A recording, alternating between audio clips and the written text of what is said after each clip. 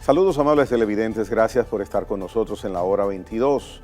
Me da mucho placer recibir por primera vez en este programa a José Ricardo Taveras.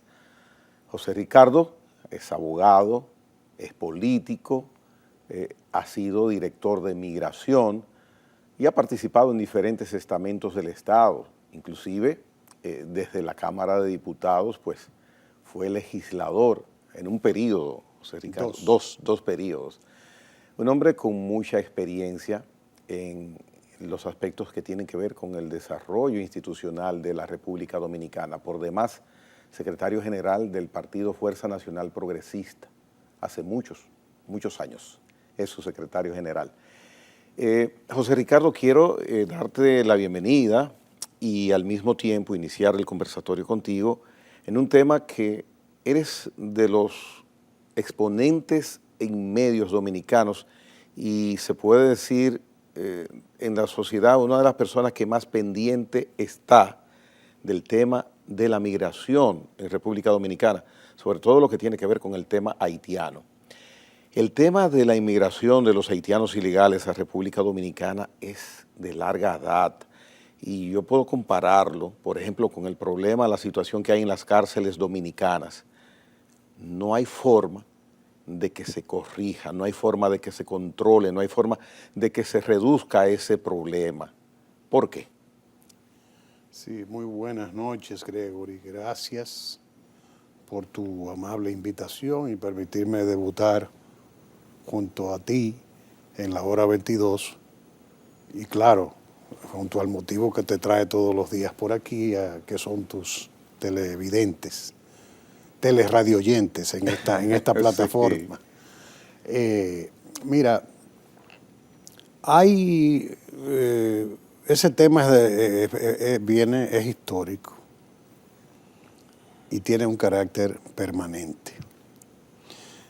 Yo he estado haciendo la religión en mis comparecencias al pueblo dominicano de que debe tomar conciencia de que este problema va a ser para toda la vida.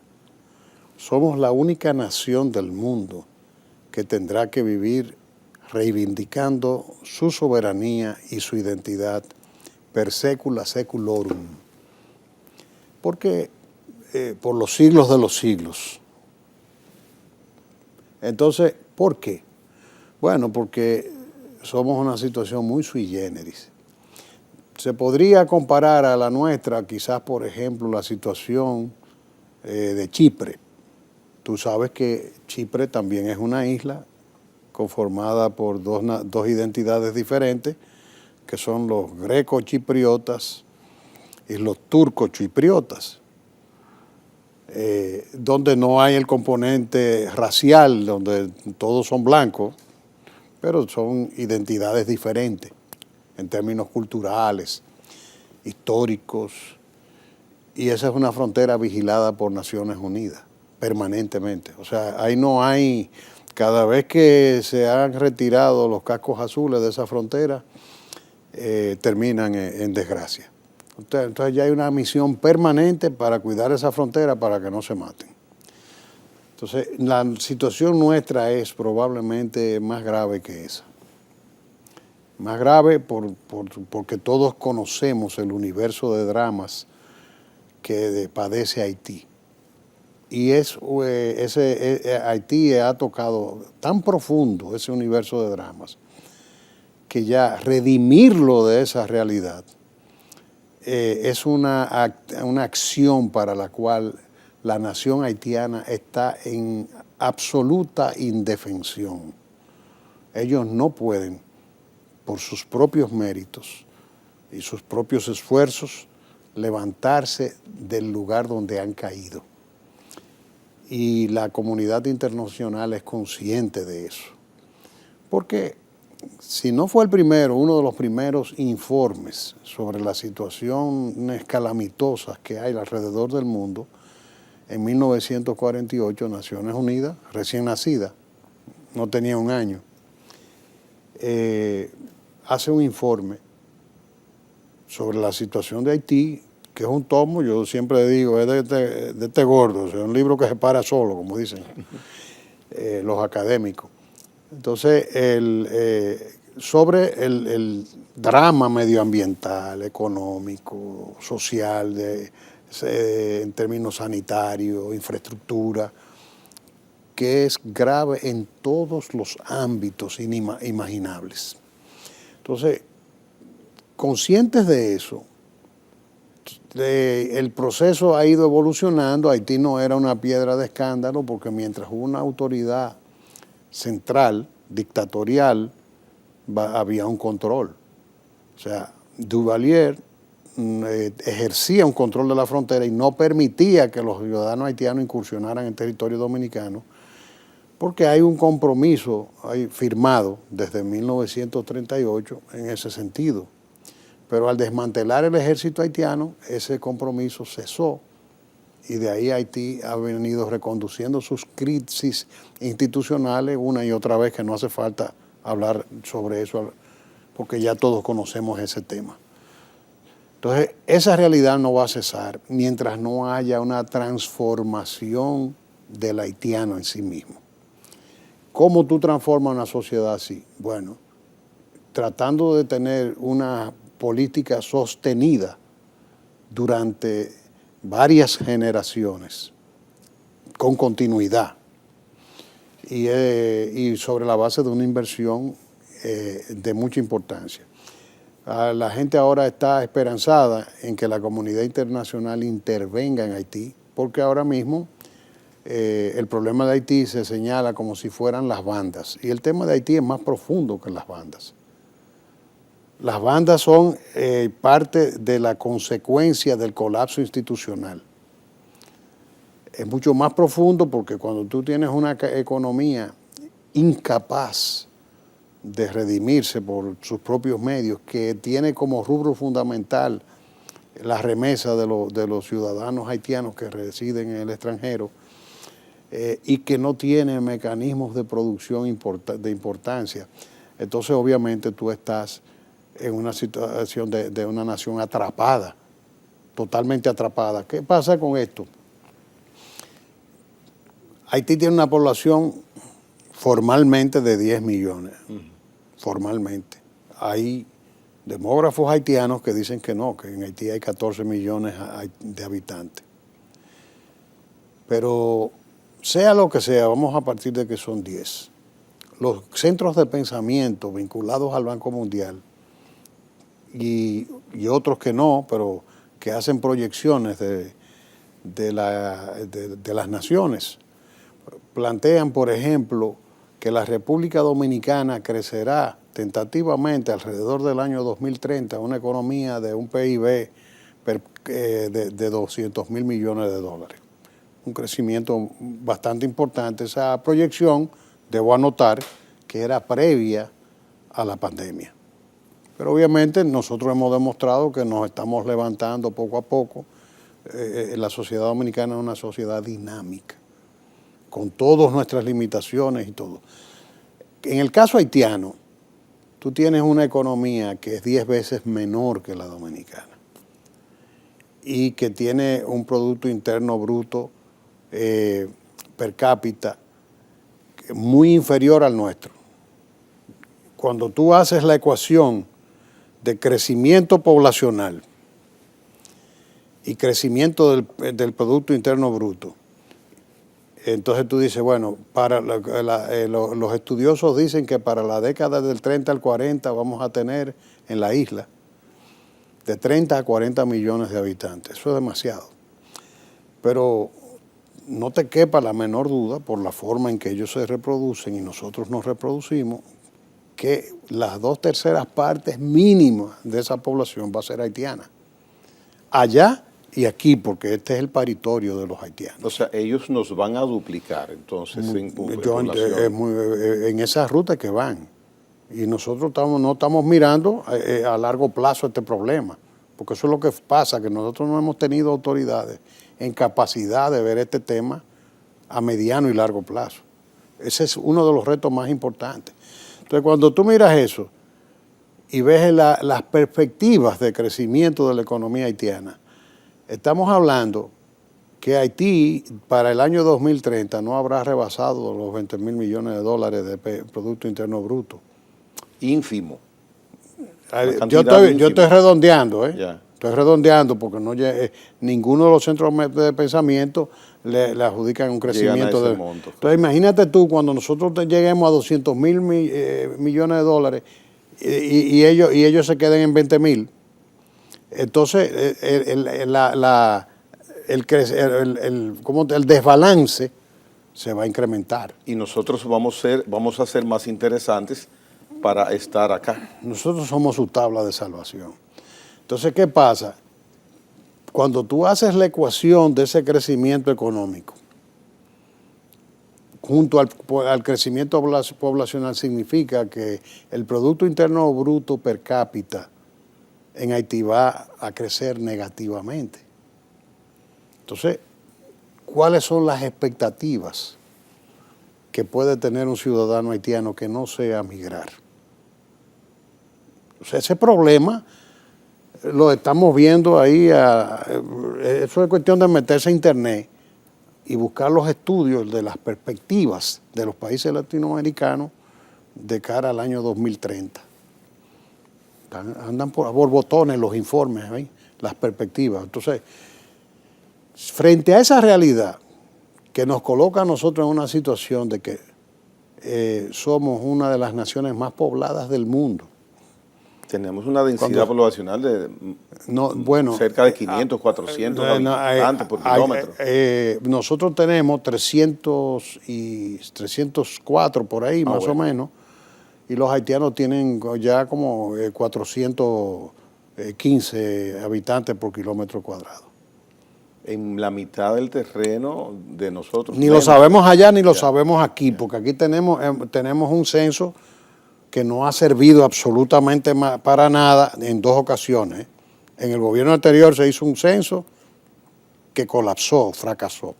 Y se le advirtió al presidente que iba a ser un fracaso y también colapsó. ¿No? O sea, que ni hay datos allá ni hay datos aquí de qué es lo que está pasando en términos poblacionales. Y en un paréntesis breve. A mí no me censaron. No. A mi casa no fueron. Y en mi edificio a nadie lo censaron. ¿En tu edificio a nadie? A nadie. Entonces, ¿vives en Santiago? Sí, sí. Pero yo tengo también casa aquí porque mi vida transcurre, como yo digo que me voy a mudar en Bonao porque así yo sé para dónde tengo que coger en la mañana. Pero te explico para que tú entiendas la gravedad del problema. Por eso yo me río cuando nos dicen a uno, esto es antihaitiano, nacionalista, xenófobo, racista. Señores, las convicciones que nos llevan a nosotros a tener estas posiciones no están sustentadas científicamente. Esto que yo estoy esbozando como la punta de un iceberg es la explicación de un problema extremadamente profundo que no ha inquietado a la clase política dominicana en la magnitud en que la debe inquietar. Pero, José Ricardo, la clase política dominicana, uno de los primeros discursos en oposición y en gobierno normalmente es el tema haitiano. No hay político que en la semana no abra la boca para hablar del tema haitiano y pontificar sobre el tema haitiano. Bueno, Gregory, tú eres una persona de larga data con una experiencia en tu área y un nombre bien hecho. Tú sabes que eso es una moda de cierto tiempo para acá. Eso vende. Porque tú sabes que durante décadas los vinchistas tuvimos estigmatizados como de que nos desayunábamos con un haitiano por la mañana. Tú lo sabes bien, que eso viene, yo diría que del 2015 para acá se viene tomando conciencia y ya la población se está empoderando del tema y al producirse eso, entonces hay la necesidad de hablar del tema, pero de hablar, no de actuar.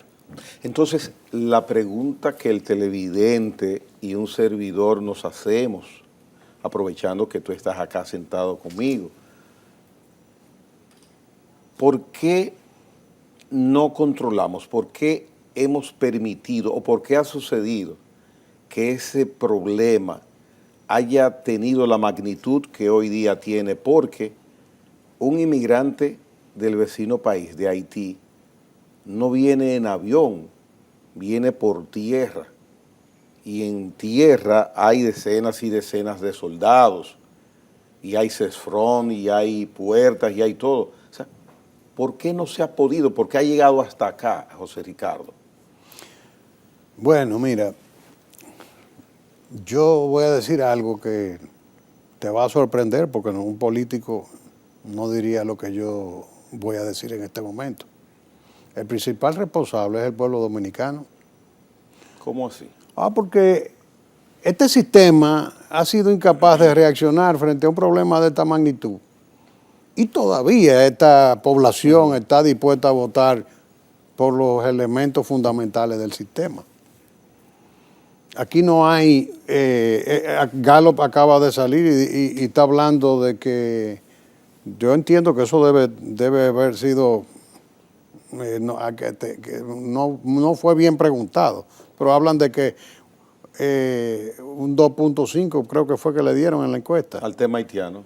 Y, casi no marca entonces, sí, yo te digo que en ese sentido, la política reacciona a las cosas que le conviene. O sea, los que andamos en este tema somos rara avis. Yo no creo que ese sea el nivel. Yo no sé, no me detuve a leer ni siquiera qué pregunta hicieron, porque tú ves un número en una encuesta, a veces la pregunta condiciona una respuesta. Entonces, obviamente es normal que tú, tampoco me llama la atención, porque lo primero que tú necesitas es alimentarte, es normal que se preocupe por eso, es normal que la sociedad se preocupe por su seguridad. Yo creo que son temas, ¿no? Su empleo, porque todo, hay cosas que para tú poder servirle al país, tú tienes que estar bien estabilizado por lo menos. Pero que sea verdad eso. Ahora, en una ocasión lo midieron y medía un 80% de la población involucrada. O sea, yo creo que ahí algo pasó. No quiero, yo sé que hay gente seria, pero algo hay ahí. Pero en definitiva, si la población, hasta que la población no convierte ese tema en un eje de sus aspiraciones, la clase política no va a reaccionar. Van a aparecer personas, así como yo, que no me importa que digan, pero ¿y qué político es esto? Que acusa al pueblo de indiferente. Sí, lo estoy haciendo porque he dedicado una parte de mi vida a hablar en estos términos, no contra los haitianos, sino a favor de la preservación de nuestro país y a favor de los haitianos. Lo que pasa es que en campaña se nos promete que se va a atender ese y otros temas y le tomamos confianza. Ahora, pero tú sabes por qué pasa también, que nosotros tenemos un sistema político cimentado en una plutocracia. Ya. Y los intereses de este país obviamente están jugando a la presencia de mano de obra extranjera masiva, ilegal e indocumentada, porque también eso juega un papel en el tema del salario. Volvemos a los grupos de pensamiento, a los centros de pensamiento económico, vinculados al Banco Mundial y locales que han hablado de que la República Dominicana se paga un salario a nivel de 1990. Y tenemos un 54% de informalidad en el mercado laboral. Ya. Entonces, eso está así desde un primer estudio que se hizo en el año 2013 o 2014 por ahí. Y eso no ha bajado, ningún gobierno lo ha bajado. Entonces, eso, cuando tú sabes que el salario es por ley económica, es oferta y demanda. Cuando tú tienes una presencia masiva de mano de obra ilegal, indocumentada, en un mercado laboral, te deprime el salario. Entonces hay un valor estratégico para los intereses especiales. Y también, junto con la presión de la comunidad internacional, que no por querer los haitianos, sino por no quererlos en su territorio, nos quieren como un espacio de compensación de la crisis haitiana. Entonces ellos juegan a su interés, las élites de la República Dominicana juegan al de ellos, y entonces el interés de la nación no tiene padrinos en el sistema político. Y los que tienen no nos hacen caso. No tiene dolientes. Vamos a hacer una pausa, José Ricardo, y precisamente sobre ese aspecto, el interés que puede haber en sectores externos y hasta internos de que seamos recipientes de más y más inmigrantes ilegales en nuestro territorio. Venimos en breve con José Ricardo Taveras.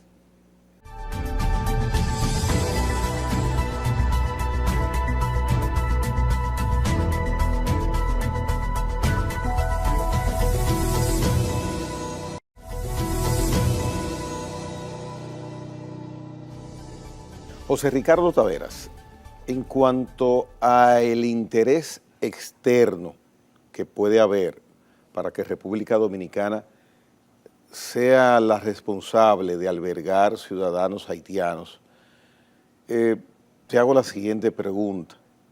¿Hay presión hacia República Dominicana para que esto sea así o es un mito? No, hay presión y hay mucha presión. Porque el problema es que nosotros tenemos que situarnos geopolíticamente. Nosotros estamos colocados, como dice Pedro Mir, en el mismo trayecto del Sol, en la panza del imperio. Uh-huh.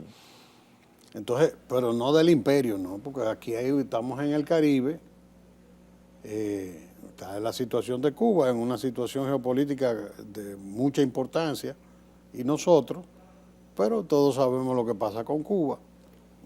En el plano del mundo libre, vamos a llamarle así, el escenario geopolítico más importante del Caribe es la República Dominicana, colindando con el Caribe inglés, con el Caribe holandés, con el Caribe francés.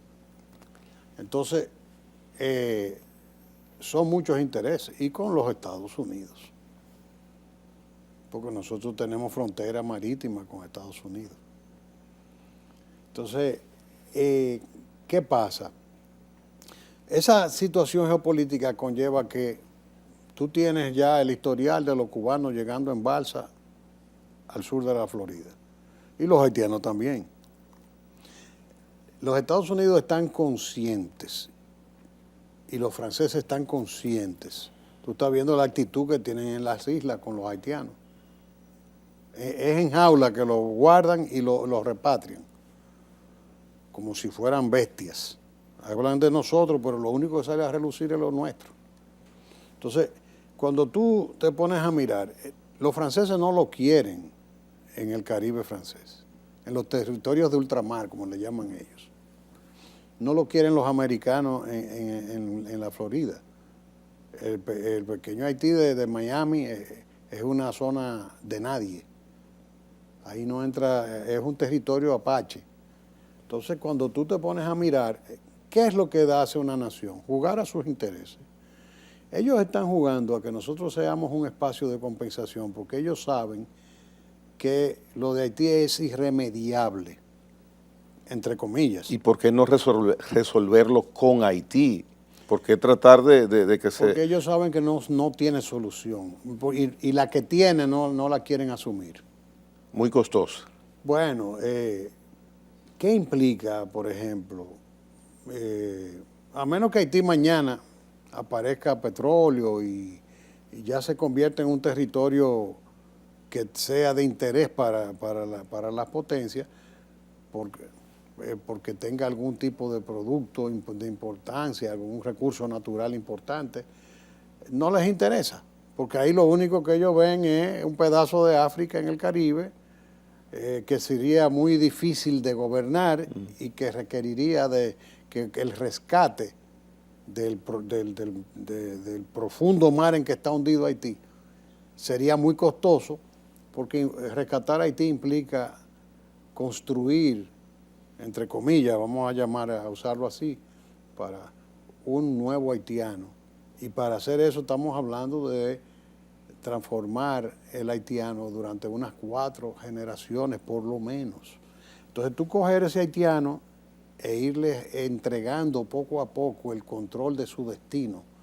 Pero para eso tú tendrías que hacer primero un ejercicio jurídico en el marco de Naciones Unidas, porque la Carta de Naciones Unidas prohíbe que los Estados miembros puedan ser objeto de fideicomiso.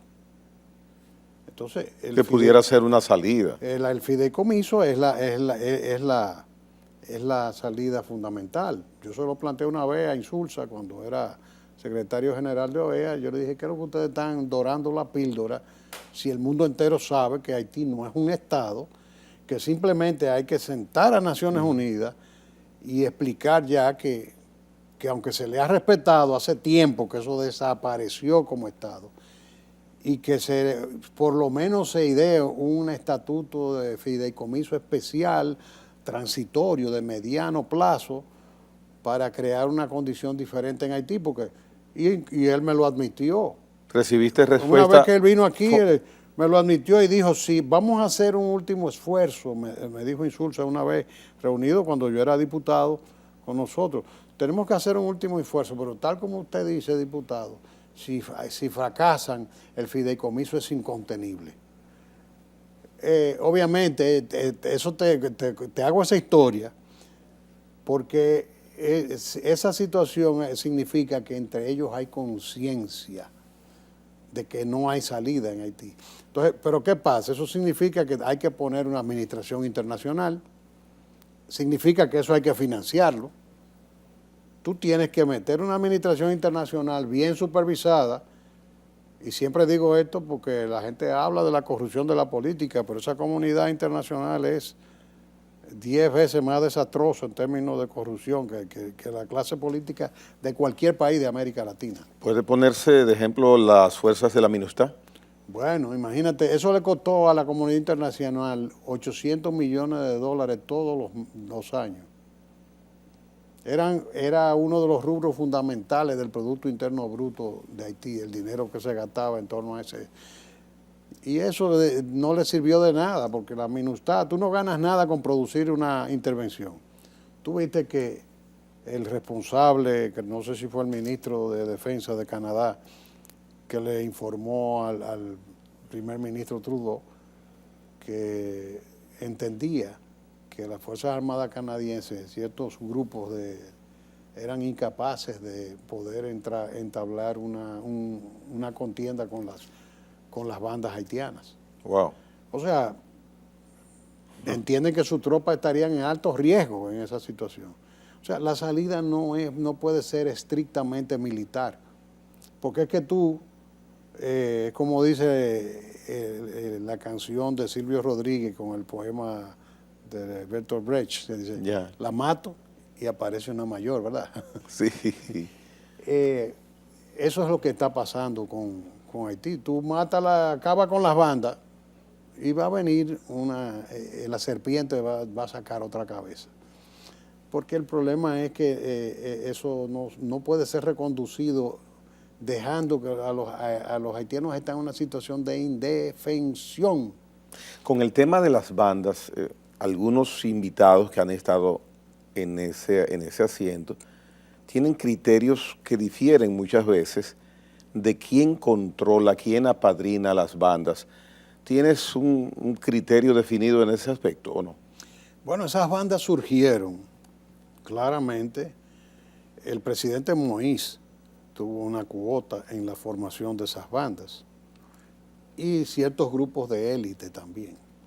Se indica que fueron institucionalizadas en ese gobierno. Claro, porque las versiones que hay es que han sido, bueno, las sanciones que está imponiendo Canadá y Estados Unidos contra ciertos grupos de ciudadanos haitianos, entre ellos los más connotados, pues obviamente esas sanciones te indican a ti que algo puede haber de vínculos de las bandas con esos grupos.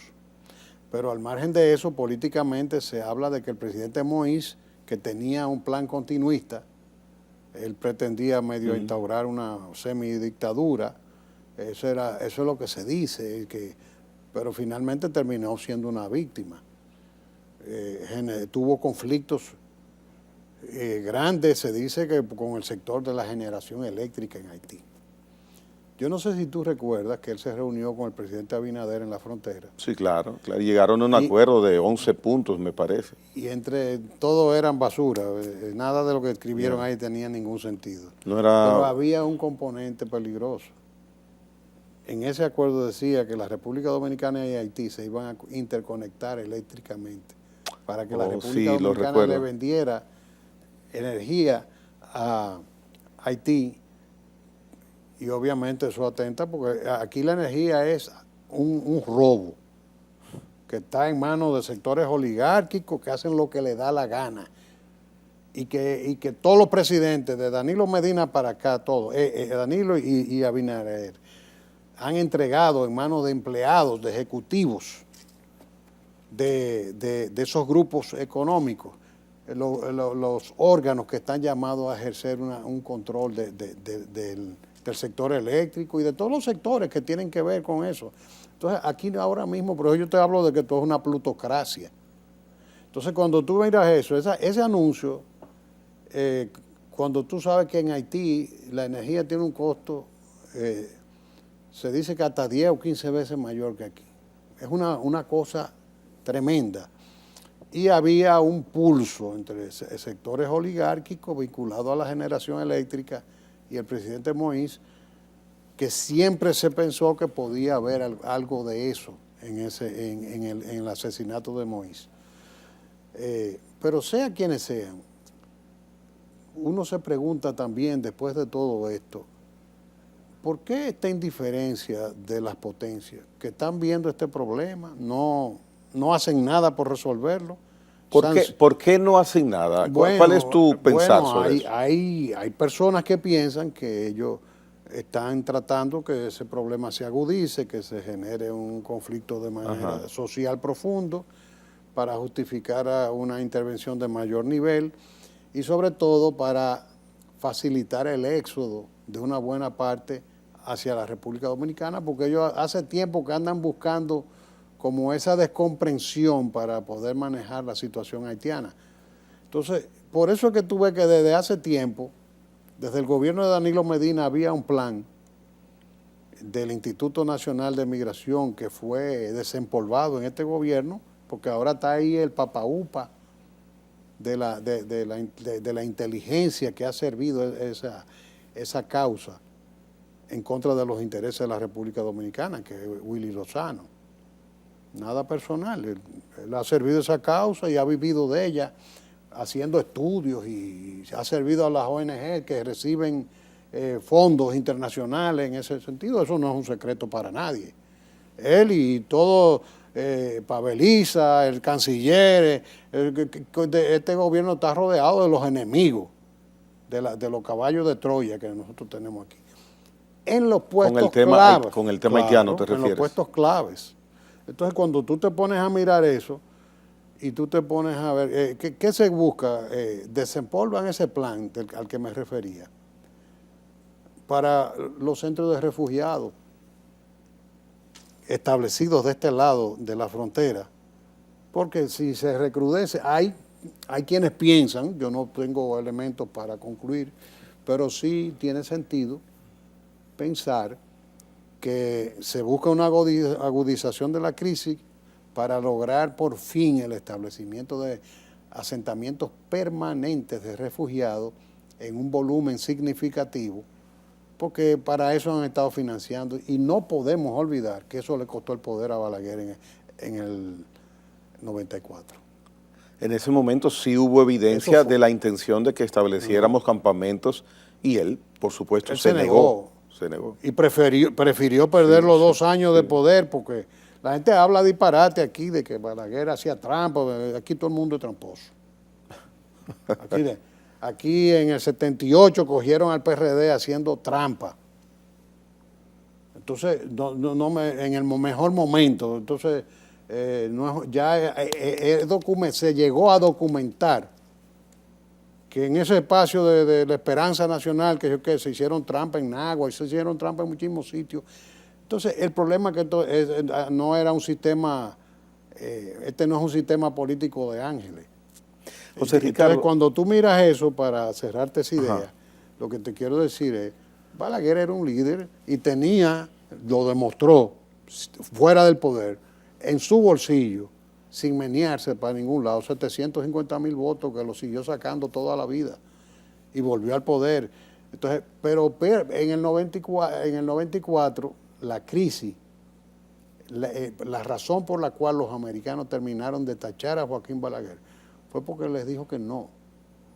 Le ofrecieron hasta meterlo de premio Nobel y de todas las cosas. Y Balaguer dijo que no. Y hizo así y se prefirió perder los 2 años. Ya. Con el tema de por qué no podemos controlar esa situación de inmigración ilegal, y vuelvo con el tema, recientemente conversando con el general José Miguel Soto Jiménez, que es un tratadista de ese tema también, igual que tú y otras personas, él decía, aquí en la hora 22, que el tema haitiano se atiende, se trata, se controla simplemente con la aplicación de la ley. Así es. ¿Compartes ese criterio? Yo creo que sí, aplicar la ley, pero aquí el tema yo diría que es de voluntad política, presidencial. Yo me río porque alguna gente me dice, ¿qué tú hiciste cuando tú eras director de migración? Porque la gente ignora. La gente cree que nosotros con Haití tenemos una crisis migratoria y eso no es una crisis migratoria. Crisis migratoria tenemos nosotros con los venezolanos, que tienen un problema y tenemos alrededor de 30 o 40 mil venezolanos que no pasan de ahí. Pon tú que 50. Eso es una crisis migratoria. Ahora, ¿qué nosotros tenemos? Es una crisis internacional. Una vecindad con el colapso de una nación cuyo eje fundamental, el objetivo básico de las élites y de las estructuras políticas que dirigen esa nación es promover la expulsión de población. Pero no solo porque lo dirigen las élites y políticas y económicas, sino porque la realidad, la necesidad, la búsqueda de la existencia vital de un haitiano es salir de Haití. No hay otra salida. Entonces, cuando tú tienes una nación así cuya realidad pare la expulsión de población, ya eso no es un fenómeno migratorio, eso es una crisis internacional. Y esa situación se controla, ¿tú sabes cómo? Cuando el presidente llama a los jefes de Estado Mayor y al ministro de la Fuerza Armada, al jefe de la policía, y le diga, ustedes van a durar en sus cargos, le doy 2 semanas para que se me limpie la frontera. Y si yo veo un video de un haitiano entrando por esa frontera, se van ahí. Y lo voy a ir destituyendo hasta que encuentre un equipo que me resuelva el problema. Ahí mismo se acaba el tema de... ¿Algún presidente ha tenido esa actitud? Ninguno, no lo he visto. Porque es que primero no se comprendía el problema, porque ese problema se ha venido recrudeciendo aquí ya de cierto tiempo a esta parte.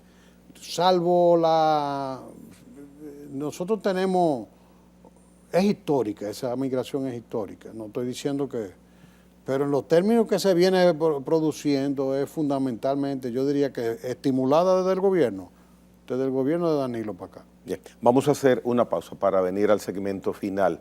Hoy conversando sobre el tema de Haití, hasta este momento se han quedado muchos temas distintos a este con José Ricardo Taveras, pero ha ameritado el desarrollo que él lleva sobre el particular, que se utilice el tiempo hasta ahora en ese aspecto. José Ricardo Taveras regresa después de la pausa para la parte final de la hora 22.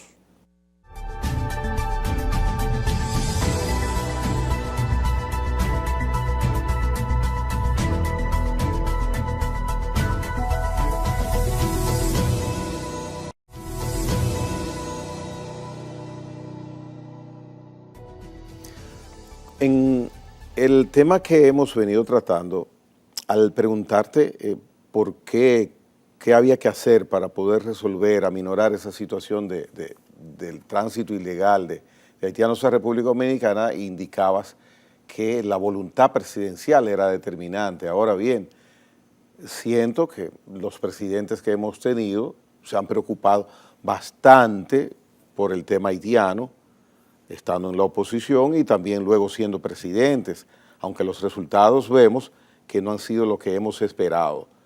¿Solamente una voluntad presidencial puede ayudarnos a resolver en gran parte esa situación o podría alimentarse o complementarse con algunas otras medidas en algunos otros aspectos? Mira, la voluntad presidencial es determinante para el manejo del tema militar. Del tema militar. El tema militar. Porque estamos hablando de que esta migración no es casual, eso es un negocio.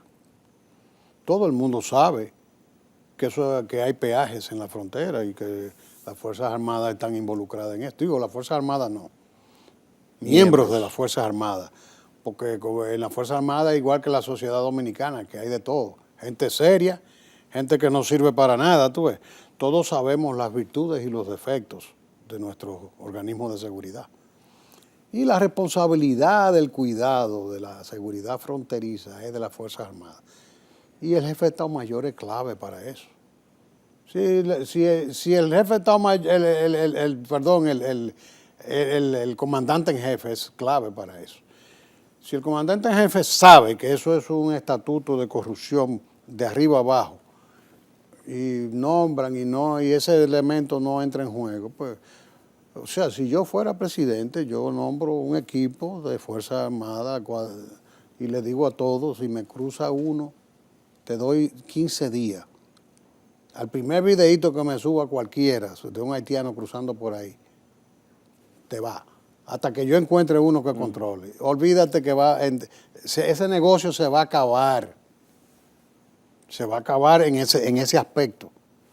Ahora, porque las Fuerzas Armadas son un gran problema, pero son la solución. Ya. O sea, son un gran problema, pero son la solución para el tema de seguridad fronteriza. Ahora, tú me dices, bueno, la voluntad presidencial no basta. Tú no puedes hacer, por ejemplo, el candidato a Abinader me parecía totalmente inapropiado para el manejo de este tema, porque todo lo que dijo era en contra del país. Hablaba de que la sentencia 168 era para perseguir a dominicanos, a desnaturalizar a dominicanos de rostros distintos. Lo dijo en la UAS, yo tengo el video guardado. Ahora, esa fue su posición. Ahora, cuando llega presidente, parece que la memoria del papá lo tocó. Entonces cambia el discurso, pero el discurso, no la acción. Se vale de un canciller, que hace falta un buen canciller. Se vale de un director, de un presidente del instituto, el director del Instituto Nacional de Migración, que es el buque insignia de la inteligencia que dirige el tema de las ONG que han actuado en contra del interés del país. Te ponen en el Ministerio de Economía, Planificación y Desarrollo a Pavel Isa. Entonces, el presidente tiene que tener un equipo que lo acompañe en la acción, no en el discurso.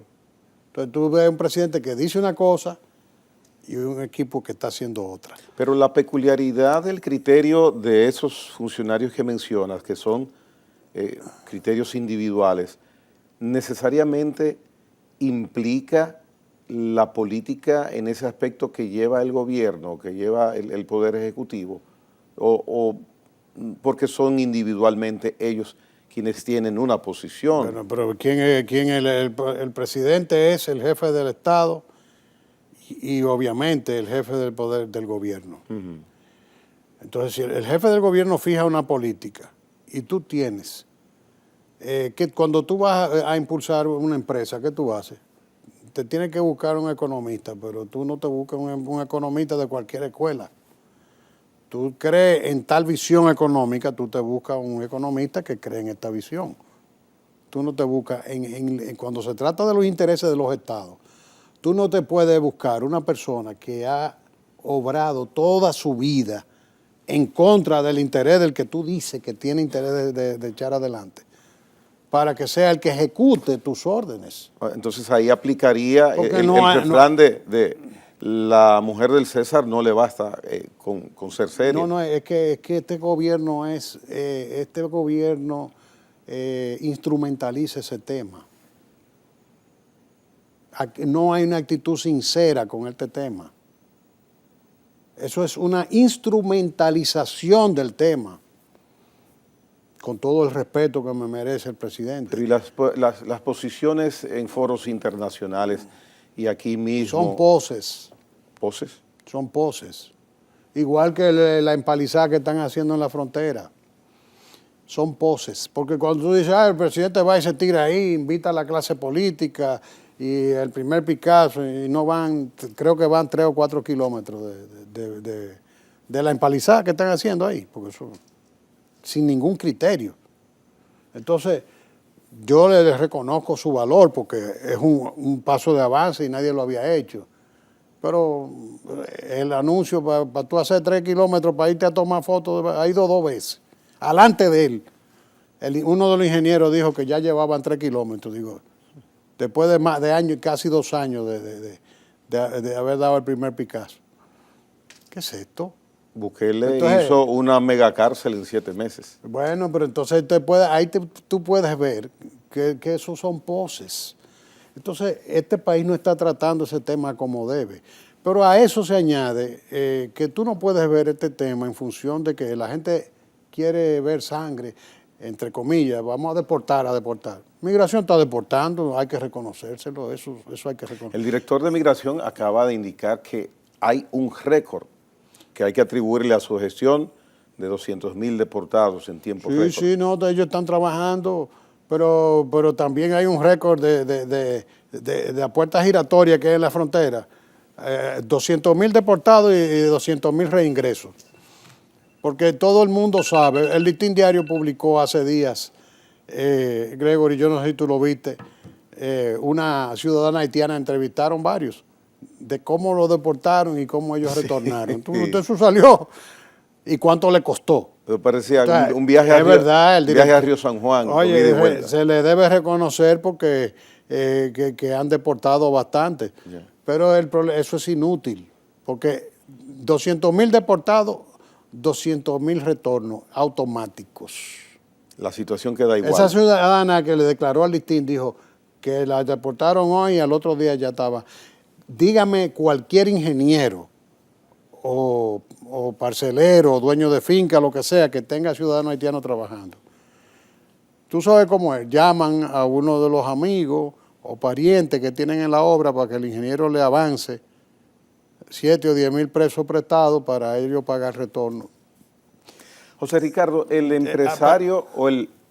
Perdón, hazme la pregunta. Bien, que voy a tratar de... Un empresario que contrate mano de obra haitiana por encima de lo que establece la ley, un constructor que para la realización de su edificio, igual como lo vemos, 95, casi el 100% de los empleados es mano de obra haitiana. ¿Qué responsabilidad tiene en este problema? Los grupos oligárquicos del país, mientras más elevados, porque no te estoy hablando, esto no es del problema de un ingeniero, de un dueño de una finquita que tiene un haitiano, 2 haitianos, no, estamos hablando de que gente que se beneficia altamente de explotación intensiva de mano de obra haitiana. Gran empresa, ¿te refieres? Grandes empresas, sí. Todo el mundo, porque, proporcionalmente, pero lo que tiene más incidencia en provocar que las autoridades sean indiferentes con el tema son los grupos oligárquicos de alto nivel. Entonces, esos grupos, que todo el mundo sabe aquí, que se debe de la producción de azúcar, que no son 10.000 gente, son 2.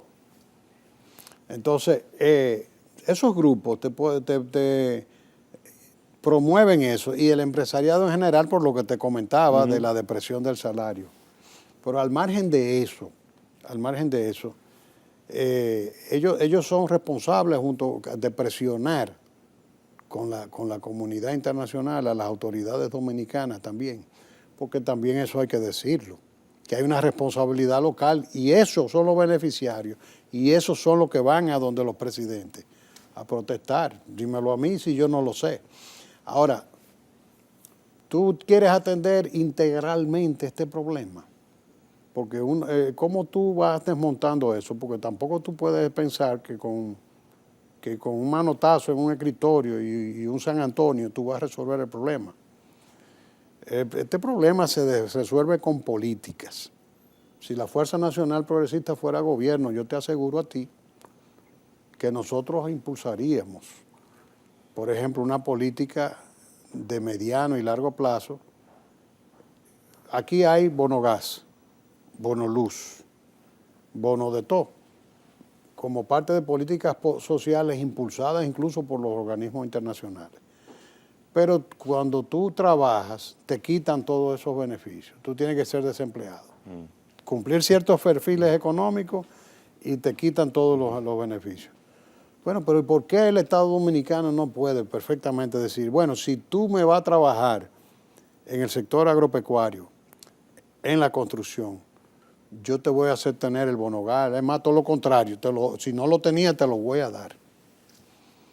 Ya. Entonces, tú puedes llegar en cierta medida a un plan de subsidio o de un plan especial de financiamiento de la seguridad social que en base a un desmonte gradual, que el Estado subsidie, o que sencillamente llegue a un plan especial de facturación para incorporar la informalidad a la formalidad en el mercado laboral. Entonces tú dices, bueno, si la seguridad social tiene un costo de un 20%, tú empresario, en vez de entre patrono y empleado, vamos a comenzar con el sector agropecuario y la construcción de manera que el costo sea un 10%. Hace sentido. Entonces, si tú tienes un 10, ahora yo te voy a meter multa si tú me empleas un haitiano ilegal. Y vamos a ir gradualmente, cada año yo voy subiendo un punto hasta el 10º año que tú vas a pagar igual que todo el mundo. Bien, nosotros tenemos... Eso nunca se ha hecho aquí. No, y hace sentido, por eso decía lo que mencionas. Buena propuesta, buena sugerencia. Tenemos en República Dominicana la estructura legal para tratar y atender el tráfico, una estructura para la ley de trata y de tráfico. Entonces, si tenemos esa herramienta, veo que el gobierno recientemente envía al Congreso en diciembre una nueva ley, un nuevo tratado en ese aspecto. ¿Amerita que sustituyamos lo que tenemos? ¿Te sonríes por qué? ¿No? Me río que no, porque eso viene a reforzar lo que yo te decía, que lo que hay en el gobierno es una instrumentalización del tema. Porque tú me hablabas, pero el presidente ha dicho, sí, en Los Ángeles fue y se portó como un gallito. Ahora, después viene y mete los 2 proyectos de ley haciendo precisamente lo que se negó a suscribir en Los Ángeles. Yeah. Porque ese principio de no deportación que mete, no solamente en esa ley, no, en la ley de las mujeres también, que está impulsando el Ministerio de la Mujer, 2 proyectos que fueron depositados con 3 ministros, lo que implica, los proyectos de ley van por mensajería. Cuando un presidente manda al consultor jurídico, a la ministra de la Mujer y al ministro de Relaciones Exteriores a depositar un proyecto, esto significa que son proyectos de una política central de gobierno. Y ahí te estaban metiendo el principio de no deportación para las personas con perfiles de trata y tráfico de personas, todos los haitianos, entiéndase. Y el tema de la mujer, todas las haitianas. De las mujeres maltratadas, todas las haitianas. Porque hay patrones de naturaleza cultural en el trato hombre-mujer de los haitianos con las haitianas, que son prácticas de trata y de maltrato.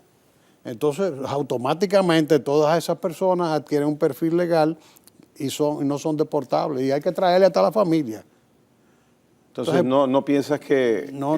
Esa ley, si se le va a poner la mano, lo que hay que sentarse con los operadores del sistema, jueces, fiscales, a ver dónde ellos han determinado que pueda tener y entonces hacer una modificación a la ley que tenemos. Y actualizarla. Sí, sí, es muy bien, sí es necesaria. No, hombre, no, esa ley es del 2003. Ya.